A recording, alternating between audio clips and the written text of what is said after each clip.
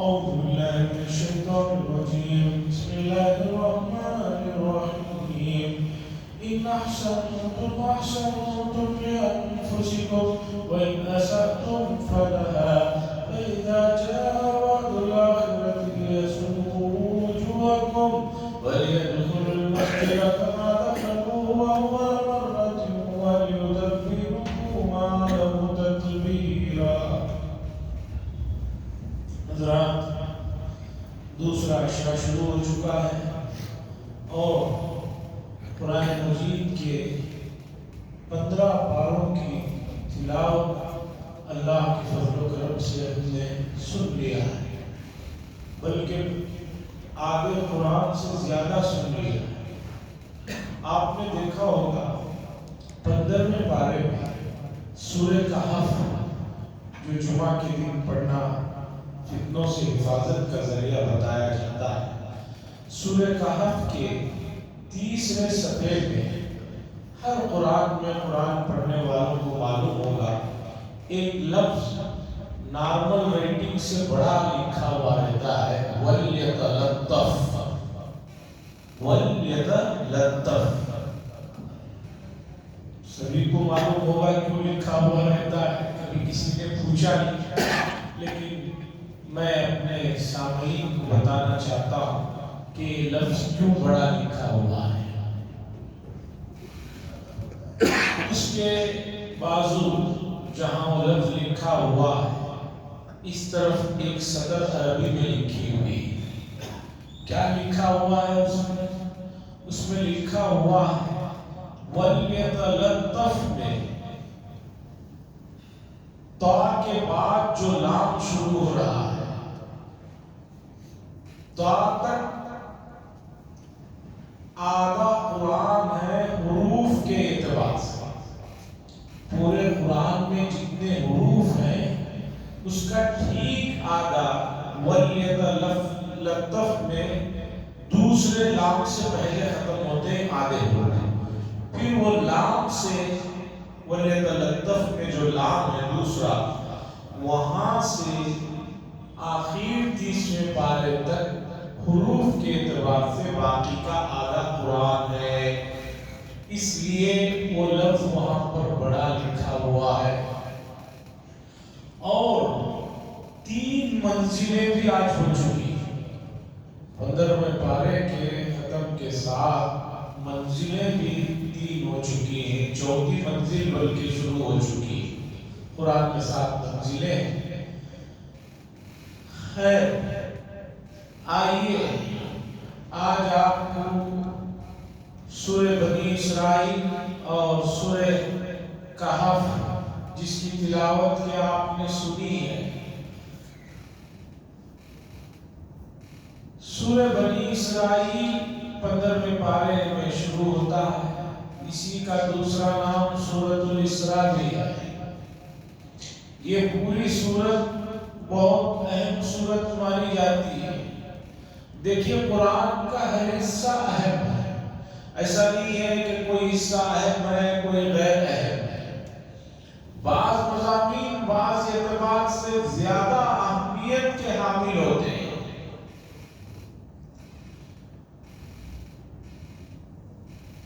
سورہ بنی اسرائیل جس میں ابتدا اللہ فرماتے ہیں سبحان الذی اسری بعبدہ لیلا من المسجد الحرام الى المسجد الاقصى بارکنا حولہ لنریہ من آیاتنا انہ هو السمیع البصیر۔ معراج کا جو واقعہ ہے اور معراج کا جو معجزہ ہے وہ معمولی معجزہ نہیں، بہت بڑا معجزہ ہے۔ رسول اللہ صلی اللہ علیہ وسلم کو یہ معجزہ جو عطا فرمایا گیا، اس کی نظیر گزشتہ 1,24,000 انبیاء میں سے کسی کو اس طرح کا معجزہ یا اس کے قریب کوئی چیز نہیں ملی۔ ابراہیم علیہ السلام بہت بڑے آدمی، اولو العزم پیغمبروں میں ان کا شمار ہے، خلت کا درجہ انہیں ملا ہے، لیکن اس کے باوجود جس حیثیت کا معجزہ معراج کا رسول اللہ صلی اللہ علیہ وسلم کو ملا ہے وہ معجزہ کوئی معمولی نہیں. حضرت موسیٰ علیہ السلام بڑے پیغمبر ہیں، اولو العزم رسولوں میں سے ایک ہے، کلیم اللہ کے نام سے جانے جاتے ہیں، جنہوں نے اللہ سے بات چیت کی تھی کوہ طور پر اور اللہ کو دیکھنے کی بہت خواہش ظاہر کی، اور اللہ نے فرمایا لن ترانی، آپ ہمیں نہیں دیکھ سکتے، لیکن کلیم ہے، بڑا مقام ہے. انہوں نے اصرار کیا نہیں اللہ میں تمہیں دیکھنا ہی چاہتا ہوں. اللہ نے فرمایا ایسی بات ہے تو ہماری تجلی اس پہاڑ پر ہوگی، اگر آپ اس تجلی کو دیکھ پائیں گے تو سمجھیے کہ دیدار ہوگا. تجلی ہوئی اور موسیٰ علیہ السلام بے ہوش ہو کر گر گئے. پھر اٹھ کر انہوں نے کہا فلما خر، اٹھ کر انہوں نے کہا سبحان اللہ، آپ کی ذات بہت پاک ہے، ہر قسم کے عیب سے پاک ہے، مجھ سے بڑی نادانی ہو گئی کہ جو میں نے یہ اصرار کر بیٹھا آپ کے دیدار. اور بڑے غصے کے بھی آدمی موسیٰ علیہ السلام، ملک الموت آئے، آ کر انہوں نے کہا کہ آپ کی روح قبض کرنا چاہتے ہیں، آپ کا وقت ہو چکا ہے. ایک ان کا مارا ہے ملک الموت کو، ان کی آنکھ باہر نکل گئی. روایت میں ملک الموت نے جا کر اللہ سے کہا کہ موسیٰ بہت غصے میں ہیں، انہوں نے ایسا کر دیا. اللہ نے فرمایا جائیے ان سے پوچھئے کہ اور کتنا جینا چاہتے ہیں، اور ایک جانور کے پیٹھ پر ہاتھ رکھیں اور ان کے ہاتھ کے نیچے جتنے بال آئیں گے ہر بال کے بدلے میں 1 سال زندگی ملے گی. ایک آدمی ایک جانور پر ہاتھ رکھے تو کتنے بال آ سکتے ہیں، دمبے پر رکھ دے تو سوچیے. ملک الموت آئے، آ کر کہنے لگے اللہ نے سلام کہا ہے اور کہا ہے کہ اگر آپ اور رہنا چاہتے ہیں تو آپ کو اختیار دیا جا رہا ہے کہ جو ہے ہاتھ رکھیں اور آپ کے ہاتھ کے نیچے جانور کی پیٹھ پر جتنے بال آئیں گے ہر بال کی عوض میں 1 سال کی زندگی دی جائے گی. موسیٰ علیہ السلام سے پوچھا اس کے بعد کیا ہوگا؟ کہا اس کے بعد پھر آئیں گے، پھر آپ کو لے جانا. موسیٰ علیہ السلام نے کہا بھئی جب تب بھی جانا ہی ہے تو ابھی ہم جانے کے لیے تیار ہیں، اللہ سے ملاقات کریں. چونکہ موسیٰ علیہ السلام وادی عطیہ میں تھے، 40 سال جس میدان میں بنی اسرائیل بھٹکتی رہی وہاں رہے اور قوم پر بہت ناراض رہے، غصے میں تھے، تو اس لیے یہ واقعہ پیش آ گیا. تو ملک الموت کو کا مار دیا اور اس کے بعد حضرت ملک الموت نے اللہ سے کہتے ہیں کہ دعا کی کہ اللہ یہ بتا کر انتقال والا جو معاملہ ہے روح قبض کرنے والا یہ قابو میں آنے والا نہیں ہے، یہ دوسرا مسئلہ کر دیا جائے. تو اللہ نے فرمایا جائیے اب بغیر اطلاع کے روح نکالیے.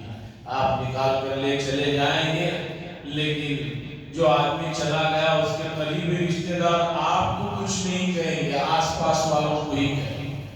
اب یہی ہوتا ہے، کسی کی روح نکل جاتی ہے تو لوگ کہتے ہیں کہ ڈاکٹروں نے صحیح نہیں دیکھ پائی، گھر والوں نے برابر وقت پر دوائی نہیں دی، تھوڑا سا وقت پر لے چلے جاتے تو جان بچ جاتی، تھوڑا ایسا کرتے تو یہ ہو جاتا. حدیث میں آیا ہے کہ لو اگر مگر جو باتیں ہیں یہ شیطان کے لیے راستہ کھولنے والے ہیں. جب آپ یہ بات جانتے ہیں، قرآن نے یہ نہیں کئی جگہ کہہ دیا اذا جاء اجلهم لا يستأخرون الساعة ولا يستقدمون. جب کسی کی مدت ختم ہو جاتی ہے تو نہ ایک لمحہ اسے پہلے جو ہے لیا جاتا ہے اور نہ ایک لمحہ اسے بعد میں چھوڑا جاتا ہے. ایسا نہیں ہے کہ کوئی آدمی تو رک جاتا ہے۔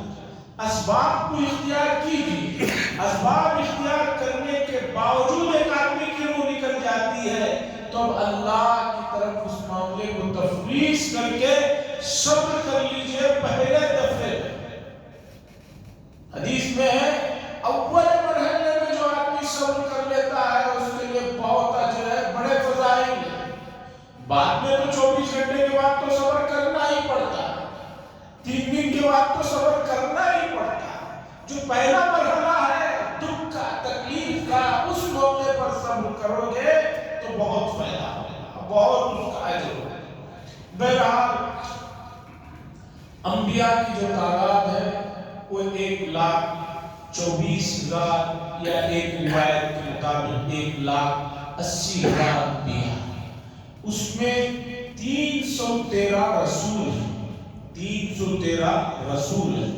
جو بھی رسول ہوں گے وہ نبی ہوں گے، لیکن ہر نبی رسول ہو ایسا نہیں ہو سکتا، ہر نبی رسول نہیں ہو سکتے لیکن ہر رسول نبی ہو سکتے۔ تو 1,80,000 میں اسپیشل 313 ہے۔ پھر ان 313 میں 5 رسول ایسے ہیں جن کو اولو العزم رسول کہا جاتا ہے۔ وہ 5 کون ہیں؟ حضرت نوح علیہ السلام، حضرت ابراہیم علیہ السلام، حضرت موسیٰ علیہ السلام، حضرت عیسیٰ علیہ السلام، اور آخر میں ہم سب کے آقا حضرت محمد رسول اللہ صلی اللہ علیہ وسلم۔ یعنی 313 میں بھی بہت جو مقام کے لوگ ہیں وہ ہیں اولو العزم رسول کہلاتے ہیں، اور وہ یہ 5 ہیں: حضرت نوح، حضرت ابراہیم، حضرت موسیٰ، حضرت عیسیٰ اور محمد رسول اللہ صلی اللہ علیہ وسلم۔ بتانا یہ ہے کہ حضرت موسیٰ علیہ السلام کا مقام ہے، حضرت عیسیٰ علیہ السلام کا مقام ہے کہ اللہ نے معجزے کے طور پر بغیر والد کے ان کی ولادت دنیا میں بھی، انہیں آسمانوں پہ اٹھا لیا گیا، پھر واپس آئیں گے۔ ان تمام چیزوں کے باوجود حضرت محمد رسول اللہ صلی اللہ علیہ وسلم کو جو معجزات عطا کیے گئے ہیں ان معجزات کی تعداد بہت زیادہ ہے۔ پھر ان معجزات میں معراج کا جو معجزہ ہے وہ معجزہ بہت بڑا ہے اور بہت اکرام والا معجزہ ہے۔ اس وقت پورے معجزے کی تفصیلات نہیں سنانا ہے، اندازہ لگائیے کہ مسجد حرام سے رسول اللہ صلی اللہ علیہ وسلم کو مسجد اقصیٰ لے جایا جاتا ہے، اور جنت سے بہت خاص قسم کی ایک سواری آتی ہے، اس سواری میں جو ہے بٹھا کر لے جایا جاتا ہے۔ پھر وہاں پر تمام انبیاء علیہ السلام کی ارواح کو جمع کیا جاتا ہے، اور رسول اللہ صلی اللہ علیہ وسلم وہاں نماز پڑھاتے ہیں، اور آپ کی اقتدا میں تمام انبیاء علیہ السلام نماز پڑھاتے ہیں۔ حضرات گرامی، بعض چیزیں ایسی ہیں کہ میری اور آپ کی عقل ان کو نہیں قبول کر پاتی، سمجھنے کی سکت نہیں رکھ سکتی۔ جیسے کہ موسیٰ علیہ السلام نے کہا کہ اللہ میں آپ کو دیکھنا چاہتا ہوں، اللہ نے فرمایا لا تدرک الابصار وهو يدرك الابصار۔ دنیا میں دیکھنے کے لیے آنکھوں میں جتنی طاقت تمہیں رکھی گئی ہے اس طاقت سے تم ایک خاص حد تک کی چیزیں دیکھ سکتے ہو، ہر چیز نہیں دیکھ سکتے۔ میں اس دیوار کے ادھر کا نہیں دیکھ سکتا، آپ اس دیوار کے ادھر کا نہیں دیکھ سکتے، لیکن جب آپ کو اور مجھے اللہ اپنے فضل و کرم سے جنت میں داخل فرمائیں گے، وہاں ہمارے اندر اتنی طاقت عطا فرمائیں گے کہ پھر ہم اللہ تبارک و تعالیٰ کا دیدار کر سکیں۔ رسول اللہ صلی اللہ علیہ وسلم کو معراج کا عظیم تحفہ ملتا ہے، آسمانوں پر بلایا جاتا ہے، اور سب سے بڑی بات یہ ہے کہ وہاں پر رسول اللہ صلی اللہ علیہ وسلم نے اللہ سے بہت التجا کی کہ اللہ آپ میری امت کو معاف کر دیجئے، معاف کر دیجئے، درگزر کر دیجئے، پکڑ نہ فرمائیے۔ اللہ نے فرمایا شرک کے علاوہ ہم تمام گناہوں کو معاف کریں گے، ہاں شرک کو نہیں معاف کریں گے، شرک سے بچنا ہوگا امت کو۔ اب جس چیز کے لیے اللہ نے وہاں معراج میں بھی رسول اللہ صلی اللہ علیہ وسلم کو یہ فرما دیا کہ وہی شرک سے بچنے والوں ہی کو معافی ہوگی. تو پتا چلا شرک کوئی بہت ہی خطرناک قسم کا گناہ ہے اور بہت بڑے درجے کا وائرس ہے. جس سسٹم میں گھستا ہے اس سسٹم کو تباہ و برباد کر کے رکھ دیتا ہے. لوگوں نے توحید کے مسئلے کو نہ سمجھنے کی وجہ سے بہت سی گڑبڑیاں کی ہیں. حضرت حسن بصری رحمۃ اللہ علیہ کے پاس ایک خاتون آئی، آ کر کہنے لگی کہ حضرت میرے شوہر دوسری شادی کرنا چاہتے ہیں. حضرت حسن بصری نے فرمایا کہ اجازت ہے، اگر وہ کرنا چاہتے ہیں تو کرنے دو، اس میں کیا مسئلہ ہے. تو عورت کہنے لگی کہ حضرت اگر اجازت دیں آپ اور شریعت مجھے اجازت دے تو میں ابھی اپنے چہرے پر سے نقاب ہٹاؤں گی اور دکھاؤں گی کہ مجھے سے خوبصورت بیوی کے ہوتے ہوئے میرے شوہر کو دوسری شادی کرنے کی کیسے اجازت ہو سکتی ہے.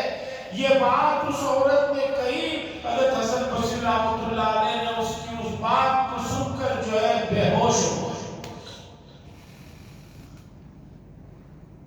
جب ہوش آیا شاگردوں نے پوچھا کہ حضرت کیا بات ہوئی کہ آپ بے ہوش ہو گئے. حضرت نے فرمایا تم نے اس عورت کی بات کو نہیں سنا. اس عورت نے کیا کہا کہ مجھے سے خوبصورت کے ہوتے ہوئے اسے کیسے دوسرے کی اجازت ہے.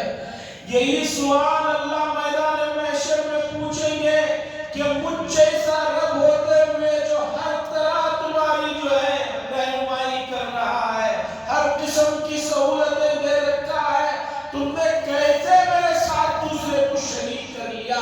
تو جن لوگوں نے شرک کیا ہے وہ کیا جواب دیں گے اللہ کے سامنے. اس لیے آدمی کو بچنا چاہیے. اور شرک کی بہت سی قسمیں ہیں، بہت سی جو ہے ویرائٹیز ہیں، کوالٹی ہے. چھوٹا درجے کا ہے، بڑے درجے کا ہے، بہت درجے کا ہے. اور رسول اللہ صلی اللہ علیہ وسلم نے فرمایا چھوٹے درجے کا شرک یہ ہے کوئی آدمی نیک کام کرتا ہے اور اس کا مقصد لوگوں کو دکھلانا اور لوگوں سے تعریف حاصل کرنا ہوتا ہے، سمجھو کہ یہ بھی شرک ہے.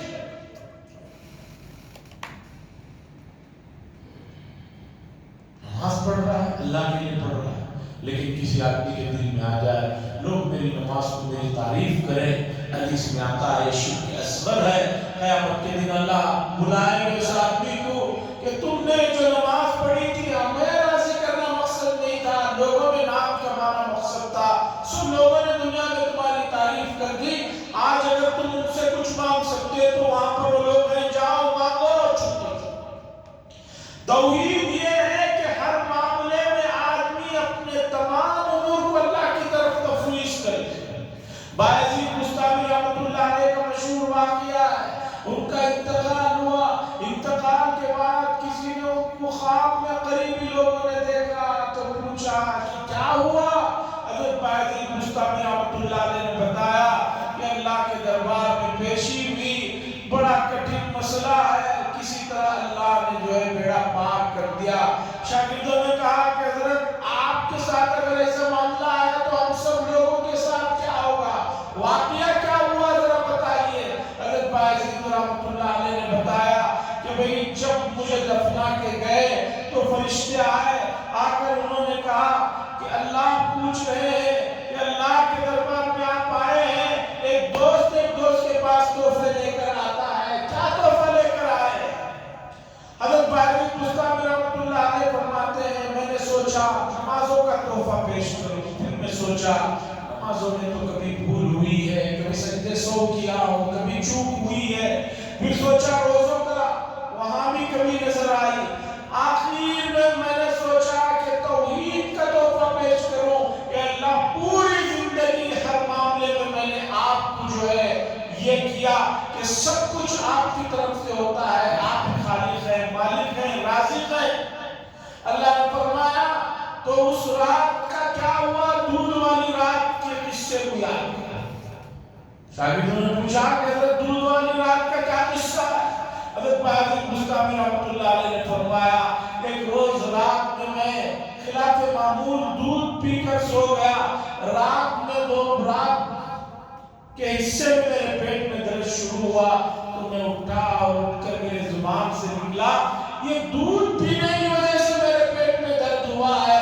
اللہ نے فرمایا کہاں گئی توحید؟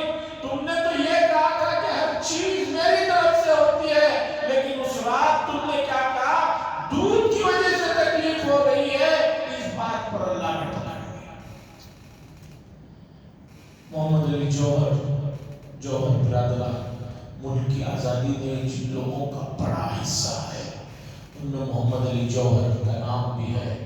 بڑے آدمی تھے، لندن میں گول میز کانفرنس میں جب گئے تو وہاں پر انگریزوں سے اور برٹش سے کہا تھا یا تو میرے ہاتھ میں ملک کی آزادی کا پروانہ دو، اور اگر نہیں دے سکتے تو میں اس غلام ملک میں مرنا بھی پسند نہیں کرتا، مجھے اس غلام ملک میں یعنی اس ملک میں مرنا بھی پسند نہیں۔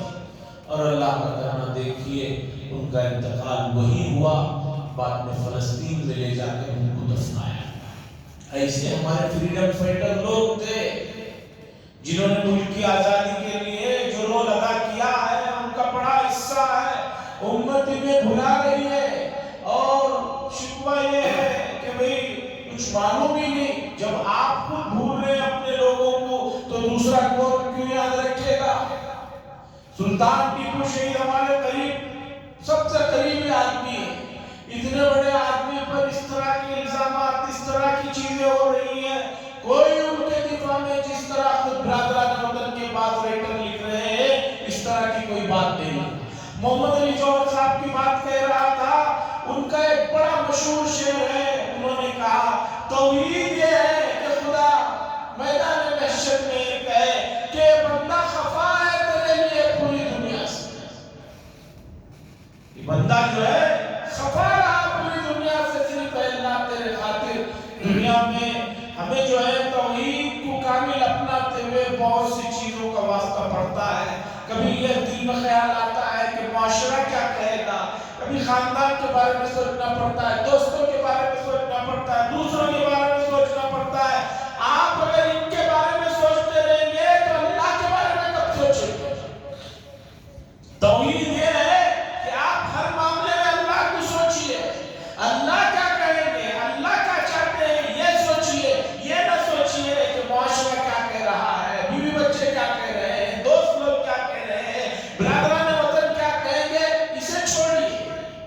تو رسول اللہ صلی اللہ علیہ وسلم کو معراج کے تحفے میں سب سے بڑی جو نعمت ملی وہ معافی کی نعمت ملی، اور دوسری بڑی نعمت یہ ملی کہ آپ کو جو ہے 5 وقتہ نمازوں کا تحفہ ملا۔ اگرچہ 50 نمازیں ملی، تفصیل میں گئے بغیر کم ہوتے ہوتے 5 نمازیں ملی۔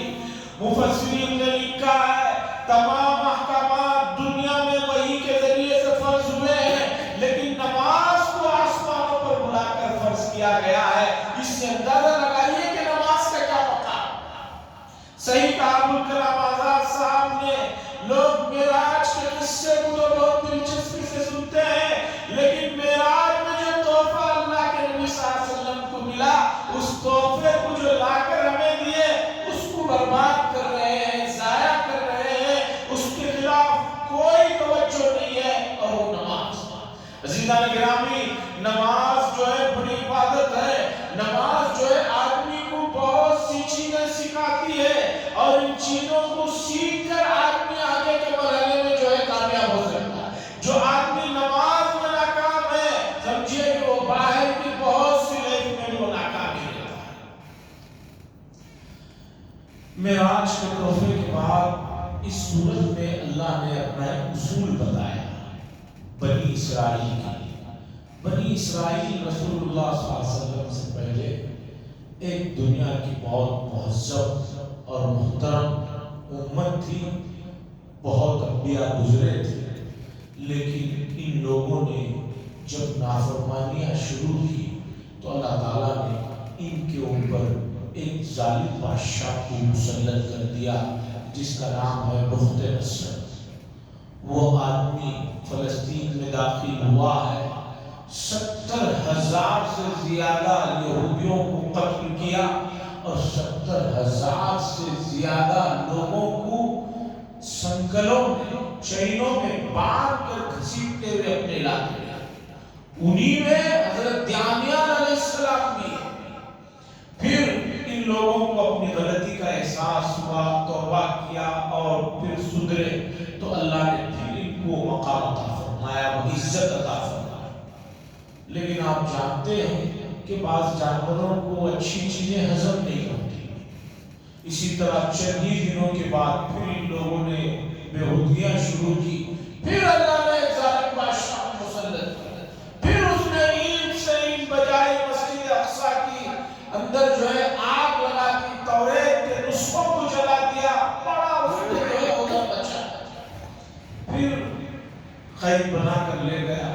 پھر ان کو جا کر احساس ہوا کہ ہم نے بہت غلطی کی، پھر اللہ کا کرنا ایسا ہوا، توبہ کے بعد ان کو معافی مانگی۔ اس دو واقعے کو نقل کرنے کے بعد اللہ فرماتے ہیں ان احسنتم احسنتم لانفسکم، ہمارا ایک اصول ہے، اللہ فرماتا ہے اچھا کرو گے تو تمہیں اس کا بدلہ ملے گا، برا کرو گے تو تمہیں ہی اس کا نقصان ہوگا۔ فَإِذَا جَاءَ وَعْدُ الْآخِرَةِ لِيَسُوءُوا وُجُوهَكُمْ وَلِيَدْخُلُوا الْمَسْجِدَ كَمَا دَخَلُوهُ أَوَّلَ مَرَّةٍ وَلِيُتَبِّرُوا مَا عَلَوْا تَتْبِيرًا۔ تو یہ اصول پوری انسانیت کے لیے ہے، امت محمدیہ بھی سمجھ لیں کہ اگر اچھا کریں گے تو اپنے لیے فائدہ ہے، برا کریں گے تو اس کا نقصان اٹھانا ہوگا۔ تو اس مضمون کو ذہن میں رکھ کر ہمیں اپنے احوال کو من کل وجوہ سدھارنا ہے۔ اللہ سے دعا فرمائے اللہ تبارک و تعالی ہم سب لوگوں کو مرضی مولا پر چلنے کی توفیق عطا فرمائے۔ وآخر دعوانا الحمدللہ رب العالمین، لک الحمد و لک الشکر یا اللہ، اللہم صلی علی سیدنا شفیع نبینا حبیبنا مولانا محمد اللهم انت السلام منك السلام تبارك يا ذا الجلال والاكرام، صلى الله تعالى وسلم على خير محمد وعلى اله وصحبه اجمعين۔